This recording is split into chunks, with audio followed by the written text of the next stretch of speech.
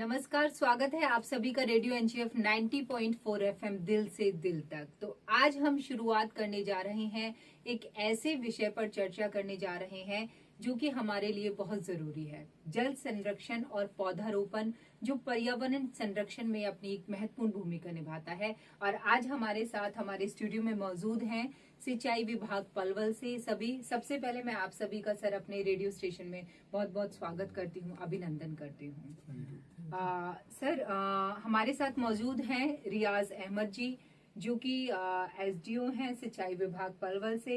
हमारे साथ मौजूद हैं संदीप डागर जी जो कि मिकाडा एक जो स्कीम है सरकार की उससे संबंधित हैं सिंचाई विभाग पलवल से। हमारे साथ मौजूद हैं सुजल वर्मा जी जो कि सिंचाई विभाग पलवल से ही हैं। हमारे साथ मौजूद हैं सुनीता सौरभ जी जो कि मिनिस्ट्री के विभाग से संबंधित हैं, लेकिन कहीं ना कहीं सामाजिक कार्यकर्ता हैं और समाज के लिए भी ये पर्यावरण से संबंधित अनेक कार्य करती हैं। हमारे साथ मौजूद हैं मनोज जी जो कि सिंचाई विभाग पलवल जो कि अटल भूजल योजना से संबंधित भी जो सरकार की योजना है जो कि विशेष तौर पर जल संरक्षण को लेकर कार्य कर रही है उस पर कार्य कर रहे हैं।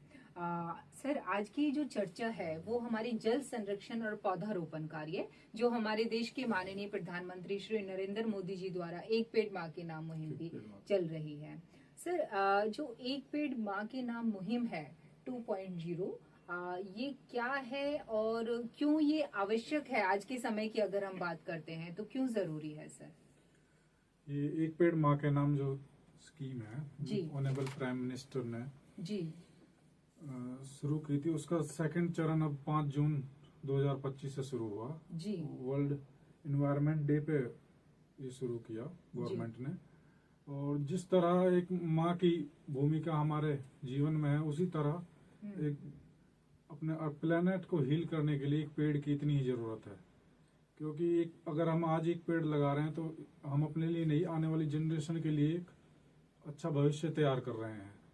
तो ज़्यादा से ज़्यादा पेड़ लगाने चाहिए ताकि हमारा जो अर्थ है हमारी अर्थ है वो अपने आप को हील कर सके, बेटर एनवायरनमेंट मिल सके और अब आने वाली जनरेशन के लिए अच्छा फ्यूचर बन सके। जी बहुत अच्छा आपने बताया कि कहीं ना कहीं भविष्य को ध्यान में रख के ये जो मुहिम है और जिस तरह से हम अपनी माँ का सम्मान करते हैं, माँ की रक्षा करते हैं, प्रकृति भी हमारी माँ है और प्रकृति को ध्यान में रख के हमें एक पेड़ जरूर लगाना चाहिए। सर हम सर की तरफ रुख करते हैं। सर कहीं ना कहीं जो पेड़ है वो पर्यावरण से संबंधित है, पर्यावरण संरक्षण, लेकिन ये जो पानी की समस्या है कहीं ना कहीं उसका भी उससे जुड़ाव है, एक सानिध्य है, एक सामंजस्य है। तो पानी की बचत के लिए अगर हम सिंचाई विभाग की बात करें तो किस तरह के कार्य सिंचाई विभाग करते हैं, क्या क्या मुहिम सिंचाई विभाग की तरफ से चलाई जाती है? सबसे पहले नमस्कार आप सभी को। जी देखो पानी की बचत इसीलिए जरूरी है क्योंकि पानी एक ऐसी चीज है जिसे बनाया नहीं जा सकता, सिर्फ इसे बचाया जा सकता है। जी इसलिए पानी और आने वाले भविष्य को देखते हुए हमारे गवर्नमेंट ने पानी बचाने के लिए कई स्कीम चलाई हैं, जैसे कि हमारे MICADA micro irrigation command area development authority, इसी के नाम में खुद पता है कि सूक्ष्म सिंचाई।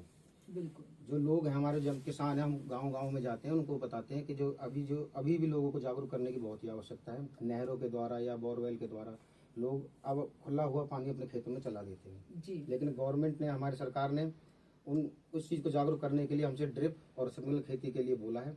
अब उसमें सरकार 85% सब्सिडी किसानों को दे रही है और 15% सब्सिडी अटल भूजल योजना से मिल रही है जो कि बिल्कुल फ्री है। वो 1 एकड़ में उस पानी का 6 से 7 लाख लीटर पानी यूज होता है और इस खेती के द्वारा हमारा 1 लाख लीटर में वही फसल अच्छे से हो जाती है। फिर हमारे जो मीकाडा में और भी प्रोजेक्ट चले हुए जैसे वाटर पर्कुलेशन है, वाटर लॉक्ड एरिया है, टांका है, ओवरफ्लो पॉन्ड है, पीसी मोड काफी है। वाटर पर्कुलेशन जो अभी चला हुआ हमारा फरीदाबाद में, जैसे पहाड़ों से झरनों से जो पानी आता है बारिश का वो वेस्टेज ही जाता है, किसी गाँव में जाता है या घरों को भी कभी दीवारों को घेर देता है। तो हमारे जो एक्शन साहब है उन्होंने उस चीज को गहराई से लिया और फरीदाबाद में और नूह में अभी वाटर पर्कुलेशन टैंक बन चुका है जिसमें हमारा 70 से 80 लाख का पानी लीटर जमा हो रहा है जी जिससे हम खेती भी कर सकते हैं और पीने के लिए यूज भी कर सकते हैं क्योंकि बारिश का पानी सबसे अच्छा बताया हमारे बुजुर्गों ने जो गाँव में रहते हैं। तो और वाटर लॉक्ड एरिया है जो हमारा पानी भरा हुआ होता है गाँव में, जैसे फ्लड वगैरह जो बारिश ज्यादा हो रही है तो जहाँ पर लो लेइंग एरिया वहाँ पे पानी इकट्ठा हो जाता है। तो हम सरपंचों से बात करते हैं कि जहाँ पे उसके पास पंचायत जमीन हो वहाँ पे 1 एकड़ हो या 2 एकड़ हो उसके 15 से 20 फीट खुदाई करके वहाँ पे पानी उसका स्टोरेज किया जाए। वो बारिश का भी स्टोरेज हो जाएगा, तो उस पानी को फिर जहाँ पे पानी नहीं पहुँच रहा है, जैसे हिल एरिया, हाइट एरिया, वहाँ पे लोगों को पानी की समस्या है खेतों में, तो वहाँ पे हम उस पानी को लाइन के द्वारा पहुँचाते हैं, जो कि गवर्नमेंट बिल्कुल फ्री प्रोवाइड कर रही है, पाइपलाइन भी। और फिर उस बारिश के बाद उसी प्रोजेक्ट को हम किसी कनाल से जोड़ देते हैं और वहाँ से पाइप उसमें आ जाता है, जो पानी वो 12 के 12 महीने हमारा प्रोजेक्ट काम करता रहता है। उसके बाद है मैम ओवरफ्लो पॉइंट, जो गांव में जैसे कि आजकल महिलाएं हैं जो नीचे से, हमारा जो मेन समस्या तो भूजल ही है। बिल्कुल बिल्कुल, जो कहीं आने ना वाले, कहीं हाँ, भूजल समस्या, सबसे पहले पानी चेन्नई शहर में खत्म हुआ था, तो हम्म, उसको देखते हुए सरकार ने ओवरफ्लो पॉइंट का, जैसे कि अब गाँव में क्या करते हैं जी, अपना जानवर हैं जो भी खुला हुआ, लोग ऐसे पानी चला देते हैं, गोबर के साथ बाहर या लोग हैं, तो वो सारा पानी पॉन्ड में चला जाता है, और जिस पॉन्ड में गांव का पानी जाता हो उसी पॉन्ड पे हमारा ये प्रोजेक्ट है ओवरफ्लो पॉन्ड का, कि वहाँ पे हम फिल्टर लगा के, सोलर लगा के, बिल्कुल फ्री प्रोवाइड लाइन करके 40 से 50 या 100 एकड़, जो हमारे डिजाइन है वो पॉपुलेशन पे डिपेंड करता है, तो उससे सिंचाई के लिए लोगों को जागरूक कर रहे हैं। एक टांका प्रोजेक्ट चला हुआ है जी, मीका डैम, अटल भूजल, दोनों ने हम मिलकर काम कर रहे हैं कि बारिश के पानी को संचय करना, जो अभी हतीन में हो चुका है, होडल और पलवल में अभी चला हुआ है कि बारिश के पानी को स्टोरेज करो और इसका सदुपयोग करो। ये हमारी पानी की बचत के लिए हमारे गवर्नमेंट ने मुहिम चला रखी है, सभी हैं ये सभी। जी, बहुत अच्छा और बहुत विस्तार से सर ने बताया। कहीं ना कहीं एक पेड़ माँ के नाम जो सर ने बताया, और वर्षा का जो जल है, और कहीं ना कहीं जो पानी की जो स्कीम्स हैं, योजनाएं सरकार द्वारा चलाई जा रही हैं, वो कहीं ना कहीं एक दूसरे से जुड़ी हुई हैं, और बहुत विस्तार से बताया। और कहीं ना कहीं जितने भी श्रोता हमें सुन पा रहे हैं, सरकार की इन योजनाओं को हमें लाभ उठाना चाहिए। हम रुक करते हैं सर आपकी तरफ। सर ने बताया वर्षा जल संरक्षण, तो किस तरीके से हम वर्षा का जो जल है उसका संरक्षण कर सकते हैं, क्योंकि अभी बरसात का दौर भी है, बहुत सारी जो बारिश है, सर ने बताया उपयोगी भी होता है वर्षा का जल संरक्षण, पीने के लिए भी उसको हम फिल्टर करके, तो किस तरह से कर सकते हैं, और क्या तरीका है, और कितना ये जरूरी है सर? सबसे पहले तो सभी श्रोताओं का नमस्कार जी। देखिए, जल का सबसे शुद्ध रूप है हमारा बरसात का पानी। जी। बरसात का पानी हमारे पास प्रकृति एक विरासत के रूप में हमें देती है, परंतु ये जो वर्षा का जल है ये सरफेस रन ऑफ के थ्रू नालियों से होते सीधे जाके नदियों के थ्रू सीधे समुद्र में मिल जाता है। तो हमें वर्तमान सिनेरियो में ये सख्त आवश्यकता है, आप दिन प्रतिदिन देख रहे हैं हमारा भूजल स्तर जो है वह नीचे जाता जा रहा है। मनुष्य भूजल का कुछ वर्षों से अंधाधुंध दोहन कर रहे हैं। सबसे पहले यह आवश्यकता है कि हम भूजल के प्रति जागरूक हों, ताकि आने वाले भविष्य में हमें जल का संकट का सामना ना करना पड़े। इसके लिए जो हमारा वर्षा का जल है उसको हम सबसे पहले संचय करें। संचय करने के अनेकानेक तरीके हैं। हमारे बड़े बुजुर्गों ने हमें प्राचीन विरासत जो देकर गए हैं, हमारे जोहड़ या तालाब, जिस प्रकार हम अपने घर का स्वच्छता का ध्यान रखते हैं, ठीक उसी प्रकार अगर हम जोहड़ के आसपास की सफाई का विशेष ध्यान रखें तो हम वर्षा के जल को सही तरीके से संचयित कर सकते हैं। अब मैं आपको बताता हूं कि हम कैसे संचय करेंगे और मैं स्वच्छता की बात क्यों कर रहा हूं। आप देखे होंगे मनुष्य पॉलीथीन का उपयोग करता है। वर्तमान सिनेरियो ये है कि जोहड़ के आसपास इतनी गंदगी हो गई है कि वो पॉलीथीन इनडायरेक्टली उस तालाब में जा रहा है। तालाब में जाने के बाद वो पॉलीथीन उसकी सतह पे एक लेयर बना दी। जैसे ही लेयर बना, बारिश का जो पानी है वो तो जोहड़ में आ रहा है। जैसा कि संदीप जी ने बताया कि ओवरफ्लोइंग की समस्या है। मेन कारण है ओवरफ्लोइंग का, जो मैं आपको ये चीजें बता रहा हूँ कि पॉलीथीन नीचे गया, वो जाके एक सतह, एक लेयर बना दिया। बरसात का पानी तो हमारे पास आ रहा है जी, लेकिन वो जमीन की सतह में रिस के नीचे नहीं जा रहा, जिसको हम कहते हैं परकोलेशन। परकोलेशन की प्रक्रिया रुक गई। अब परकोलेशन की प्रक्रिया रुक गई तो हमारा भूजल वहां रिचार्ज ना हुआ। तो सबसे पहले हमको जो हमारी प्राचीन विरासत है, जो हमारे बड़े बुजुर्ग हमको देकर गए हैं, उसकी स्वच्छता का ध्यान रखें, ताकि परकोलेशन सही तरीके से हो और वर्षा के जल के द्वारा तालाबों के माध्यम से हमारा जो भूजल है वह रिचार्ज हो सके। इसके अलावा अटल भूजल योजना में roof top rain water harvesting system with recharge shaft के द्वारा जो बरसात का पानी है, छतों का जो पानी है, उसे पाइपलाइन के थ्रू हम भूजल तक पहुंचा रहे हैं, ताकि हमारा भूजल जो है वो रिचार्ज हो जी। इसके अलावा हमारा recharge pit with recharge shaft एक सिस्टम है, जिसके थ्रू हम जो स्कूल हैं या जो पंचायती जमीन है जहाँ पानी इकट्ठा हो जाता है, वहाँ हम पानी को उस रिचार्ज पिट के थ्रू एक शाफ्ट के माध्यम से भूजल तक पहुँचाते हैं, हमारे भूजल को रिचार्ज करते हैं। इसके अलावा वर्तमान दौर में हम देखें कि व्यक्तिगत ये जिम्मेदारी होनी चाहिए, क्योंकि आने वाले समय में भूजल संकट गहराने वाला है। बिल्कुल। हम अपने बरसात के पानी को स्वयं अपने ही माध्यम से व्यक्तिगत तरीके से जागरूक होकर बरसात के पानी को अपने पार्किंग में एक अंडरग्राउंड टैंक बना लिए। बरसात के पानी छत को हम बरसात आने से पहले बढ़िया तरीके से हम साफ कर लिए और वो पानी हम टैंक पे ले गए। अपने दैनिक दिनचर्या में हम यूज कर रहे हैं। मान लीजिए हम 1000 लीटर पानी छत का हम अपने टैंक में लेकर गए, तो हम वो 1000 लीटर पानी जो हमारे दैनिक दिनचर्या में उपयोग करते थे, वो पानी हम भूजल को बाहर निकालने से बचा लिए। मतलब ये समझिए कि 1000 लीटर पानी जमीन से निकलने के लिए बच गया, तो वो हमारे फ्यूचर के लिए सेव हो गया। तो कहीं ना कहीं मुझे लगता है वर्तमान सिनेरियो में जहां भूजल संकट गहराता जा रहा है, भूजल का स्तर नीचे जाता जा रहा है, व्यक्तिगत जिम्मेदारी होनी भी बहुत जरूरी है। बिल्कुल। मैं यही कहना चाहूंगा। और एक पेड़ माँ के नाम जो मुहिम है, वर्तमान क्लाइमेट चेंज, फ्लड, ये सारी चीजों को देखते हुए ये सख्त आवश्यक है, क्योंकि पेड़ पौधे, हम अपने बड़े बुजुर्गों से सुने हैं कि पेड़ पौधे वर्षा को आकर्षित करते हैं, और वर्षा को आकर्षित करने के साथ साथ ये मृदा क्षरण की प्रक्रिया को भी रोकते हैं। वर्षा का जो भी हमारा पानी है जी, फ्लड के थ्रू अगर फ्लड आया तो मिट्टी को बांध कर रखने का कार्य हमारा ये पेड़ करते हैं। तो ये मुहिम बहुत ही अच्छा है, और उम्मीद है कि जिस प्रकार से ये मुहिम चल रहा है, आगे भी ये वृक्षारोपण के कार्य निरंतर चलते रहेंगे, और क्लाइमेट चेंज से वर्तमान सिनेरियो में निपटने के लिए इस प्रकार के जो प्रोग्राम है वो चलते रहेंगे। जी धन्यवाद, इतना ही चाहिए। जी, बहुत अच्छा और बहुत खूबसूरत आपने बताया हमारे श्रोताओं को कि प्रत्येक नागरिक की जिम्मेदारी है, केवल सरकार की जिम्मेदारी सरकार की योजनाओं पर निर्भर ना रहें और प्रदूषण कम करें। जो हमारा प्राचीन विरासत है, चाहे वो जल से संबंधित हो या वृक्षों से संबंधित हो, उसको संजो के रखना और उसको प्रोटेक्ट करना, ताकि आने वाले भविष्य में हमारी जो पीढ़ियां हैं उनको कोई परेशानी हो। बहुत सुंदर सर आपने बताया। सर, हम रुक करते हैं आपकी तरफ। सर ने जैसे अभी पॉलिथीन का बताया कि एक परत जम जाती है, तो ग्रामीण क्षेत्र में जो स्वच्छता है, जल की स्वच्छता, ये बहुत जरूरी है। जैसे तमाम उदाहरण भी सर ने दिए थे। जल की स्वच्छता को लेके आप क्या कहना चाहते हैं हमारे श्रोताओं को? सभी को मेरा नमस्कार जी। जैसे कि सरकार की ओर से कुछ स्कीम चलाई जाती है, मिशन रिसाइकल जी। जिसके माध्यम से हम क्या कर सकते हैं कि प्लास्टिक को रिसाइकिल करके यूज में ला सकते हैं।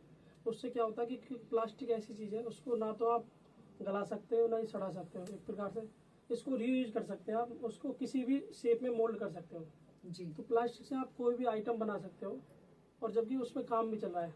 एक प्लास्टिक रिसाइकिल का प्रोजेक्ट गवर्नमेंट स्कीम चलाती रहती है, सरकार भी चलाती है, फाउंडेशन एनजीओ चलाते हैं जी। पर वो शायद सभी डिस्ट्रिक्टों में मतलब नहीं चल पाता। तो इसमें सभी सरकार को भी और जो फाउंडेशन उनको भी ध्यान देना होगा कि इस तरीके से जो वेस्टेज है उसको कहीं ना कहीं यूज में लाया जाए, जिससे कि प्लास्टिक है उसको यूज में ला के हम कोई ना कोई मोल्ड में की शेप में बदल सकें। और अगर जो जागरूकता होती है, जैसे कि हमारा मेन टॉपिक है अटल भूजल का, तो गाँव में हम जागरूकता करते हैं। इसके माध्यम से मैं क्या हुआ कि जो गाँव में जो मेन होते हैं, सरपंच होता है, BWSC मेंबर होते हैं, गाँव के जो लोग होते हैं, इन लोगों की मेन भूमिका के माध्यम से हम गांव के लोगों को जागरूक कर सकते हैं। और जो कि अटल भूजल कर भी रहा है, हमारी जो टीम मेंबर्स हैं रेगुलर जाते हैं गांव में, लोगों को जागरूक करते हैं कि आपको पानी बचाने पर लोगों को बताते हैं कि पानी बचाना कितना इम्पोर्टेंट है। पानी हमारे पानी का जो ग्राउंड वाटर कितना नीचे चले गया है और जो डाउन जा रहा है उसमें हमारी क्या भूमिका है, क्योंकि पानी को रेगुलर हम यूज कर रहे हैं। अब जो हम पानी यूज कर रहे हैं, कुछ लोग पानी को इस तरीके से एक प्रकार से बोले वेस्ट करते हैं, जैसे उनको लगता है कि पानी हमारे पास बहुत है पर्याप्त मात्रा में, जबकि हमारे पास पानी है ही नहीं है। पानी है पर वो खारा पानी है, मीठा पानी तो हमारे पास है ही नहीं। बिल्कुल। तो उन लोगों को ये सोचना चाहिए कि पानी जो भी बच रहा है वो एक प्रकार से हमें जो विरासत में पानी हमारे बुजुर्गों ने दिया है, तो उसको हमें आगे तक लेके जाना है। क्योंकि पानी को हम बना तो नहीं सकते, बचा सकते हैं, तो लोगों को बचाने में सहयोग करना चाहिए। पर कुछ लोगों को ही इस चीज़ को समझ पा रहे हैं।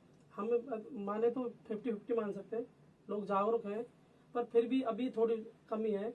तो इसमें हम सभी को सहयोग करना चाहिए, गांव के सभी लोगों को, कम्युनिटी के लोगों को, जो भी ग्रुप बने हुए हैं गांव में कम्युनिटी लेवल पर, जैसे कि SHG ग्रुप हो गया, आंगनवाड़ी हो गया, आशा वर्कर हो गए और भी सोशल वर्कर हो गए, हम सभी को एक साथ आगे आना होगा जी। इसमें। जब एक साथ ये लोग आगे आएंगे तो ये जो जल बचाने का जो मेन उद्देश्य है जब भी सार्थक हो पाएगा। और हमारा जो वाटर जो डिब्बे मतलब एक साथ नीचे जा रहा है जी। तो वो क्या होगा धीरे धीरे, क्योंकि वाटर तो नीचे जाना ही जाना, वो तो तय है। पर जो बारिश के कारण जो पानी जो हमारा इम्प्रूव भी होता है, कहीं रिचार्ज फिट बन रहे हैं, कहीं रूफटॉप बन रहे हैं, कहीं जोड़ के माध्यम से, तो पानी हमारा इम्प्रूव होता है। पर वेस्ट हमारा जो पानी होता है उसको हमें रोकना होगा। उसके लिए हमें जो पानी जो टूटियाँ वगैरह होती है उसमें कुछ लोगों की जो पाइपलाइन है ऑटोमेटिक जैसे जो पानी आता है उनका, तो पानी वेस्ट चलता है, जिससे जितना भरना था वो भर लिया, उसके बाद उस टूटी पर उसमें टूटी भी नहीं लगाते पाइपलाइन के थ्रू। अगर वो टूटी लगा दे तो वो भी एक वेस्ट का माध्यम उसमें रुक सकता है। कुछ लोग पानी को मतलब सबमर्सिबल भर गया, जैसे कि दिल्ली की तरफ हम देखते हैं कि एक अलार्म बजता है, मतलब एक प्रकार से वो कि आपकी टूटी आप टंकी बंद कर दीजिए, आपका पानी भर चुका है।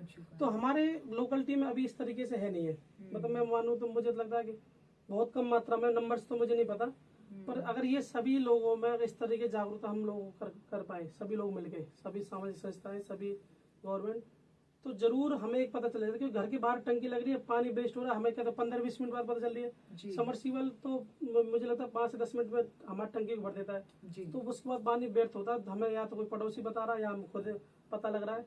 तो हमें बहुत सारी चीजों पर काम करने की जरूरत है जिससे पानी बचाया जा सके। इन सबसे अपने सभी का धन्यवाद। जी, बहुत अच्छा आपने बताया कि कहीं ना कहीं स्वयं की पहल, स्वयं की जो जागरूकता है वो अति आवश्यक है। समाज और सरकार हमारे लिए कार्य करते हैं, समुदाय हमारे लिए काम करते हैं, लेकिन स्वयं की जागरूकता, स्वयं का एक शिक्षर होना इस कार्य में, इस पहल में पर्यावरण संरक्षण के लिए अति आवश्यक है। अंत में हम मैम आपकी तरफ रुख करते हैं। हम आज पर्यावरण संरक्षण को लेकर बातचीत कर रहे हैं, चाहे उसमें जल संरक्षण का मुद्दा हो, चाहे पौधारोपण का मुद्दा हो, वर्षा जल संरक्षण का हो, स्वच्छता को लेके हो। ये पेड़ हम लगाते हैं, तो पेड़ लगा के कई बार पौधारोपण करके हम छोड़ देते हैं कि अपने आप हो जाते हैं। पेड़ तो प्रकृति है, प्रकृति स्वयं अपने आप हो जाती है। तो उनका जो रख रखाव है, उनका जो संरक्षण है, क्योंकि पेड़ भी एक बच्चे की तरह है, एक माँ के नाम हम पेड़ लगाते हैं, तो वो कितना आवश्यक है और किस तरह से हम उनका रख रखाव कर सकते हैं, या फिर कितने सालों तक हमें उनका रख रखाव जरूरी होता है एक संपूर्ण रूप देने के लिए। आप सभी को मेरा नमस्कार जी मैम। ये कहना चाहूंगी कि सबने बताया कि एक पेड़ माँ के नाम जो मुहिम है चली जी। गई है, और हम एक पेड़ को माँ की तरह किस तरीके से देख पा रहे हैं, क्योंकि माँ एक लालन पालन जिस तरीके से बच्चे का करती है ना मैम, उस तरीके से एक बच्चे की तरह हमें लालन पालन पेड़ का भी करना होता है, जब हमें पौधा लगाना होता है। और उसकी देख रेख के लिए काफी दिनों तक, कम से कम 3 ईयर तक उसकी इस तरीके से देख रेख की जाती है जब तक बच्चा बड़ा नहीं हो जाता। उसकी पूरी तरीके से रखवाली करना है। उसके जैसे आवारा पशु हैं उनसे बचाने के लिए उनके जाली का भी प्रावधान कराना होता है, चारों तरफ जाली है। कुछ तो गांव में देखते होंगे कि पेड़ को बचाने के लिए लकड़ी डंडे का भी इस्तेमाल करते हैं। ये सब हमने अपने गांव से सीखा। लेकिन मैम फिर वो जब एक कहेंगे कि पर्यावरण में और एक माँ की जो नाम दिया गया है पौधे को, तो इसलिए दिया गया कि मैम जो बड़ा होता है ना पौधा, तो हमें छाया भी देता है, ऑक्सीजन देता है, और फल का अगर कोई पौधा हम लगा रहे हैं तो वो हमें फल भी देता है। तो हमारा एक माँ का उसको दर्जा दिया गया है कि हमारी आने वाली जो जनरेशन है, आने वाला जो हम जिस तरीके से घटता हुआ सतर देखते जा रहे हैं, पौधे बहुत सारे काटे जा रहे हैं, उनका रख रखाव लगा तो देते हैं, हर मुहिम हर बार चलती है, हर साल चलती है, तो मैम उनका रख रखाव नहीं हो पाता ढंग से, और वही पौधे फिर हम कुछ दिन लगा के गायब हो जाते हैं वहां से। तो हमारे माननीय मुख्यमंत्री जी ने भी अभी एक प्रेस कॉन्फ्रेंस में कहा कि हर ग्राम पंचायत, क्योंकि मैं ग्राम पंचायत को भी देख रही हूँ मैम, तो ग्राम पंचायत के अंदर का है कि एक जो 4 ग्राह जो जगह है उस पे हम 1 ऑक्सीजन लगाने का काम करेंगे। और 1 ऑक्सीजन जो करेगा कि गांव में जो बढ़ती हुई जो आबादी है और जिस तरीके से पेड़ों को खत्म कर दिया गया है, तो वो ऑक्सीजन गांव को एक अच्छे तरीके से वही लालन पालन और एक अच्छे तरीके से वो ऑक्सीजन आने वाली जनरेशन को मिल सके। तो हमारा सरकार का एक सरकार ने अपना दायित्व निभाया है कि हर पंचायत के अंदर हम ये जल उसकी 1 ऑक्सीजन की ये कंप्लीट जो मुहिम है इसको भी करेंगे।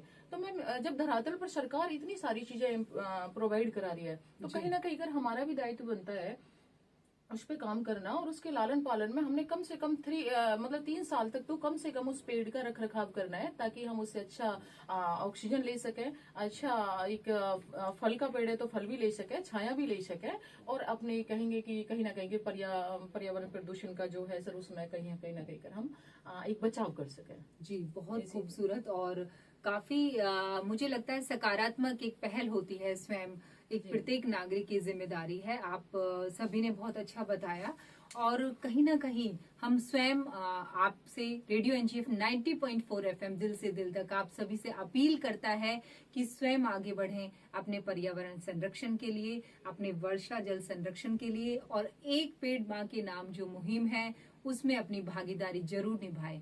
एक पेड़ जरूर अपने कॉलेज में, अपने स्कूल में, अपने प्रांगण में, अपने कार्यस्थल पर जरूर एक पेड़ माँ के नाम लगाएं और उसका उचित देखभाल करें, अच्छे से प्रबंधन करें, ताकि हमारे भविष्य में पर्यावरण स्वच्छ और सुंदर पर्यावरण का जो सपना है वो हम संजो के रख सकें। धन्यवाद।